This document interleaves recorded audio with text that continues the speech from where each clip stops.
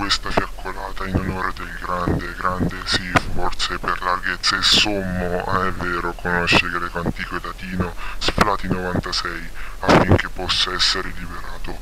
Ecco, lo vedete, il nostro nuovo rivoluzionario che si sta rendendo molto utile nel mangiare le pazzie dello Sflati, e questo essere brutto, talmente brutto che alcuni dicono sia paragonabile a Sciocchina Medincina.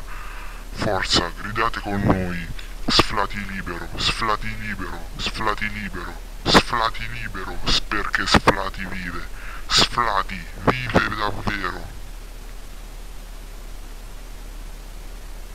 Sciocchina, bannare bambini è una cosa brutta e lui non lo meritava. Era anche un bravo grafico e faceva tante pazzie.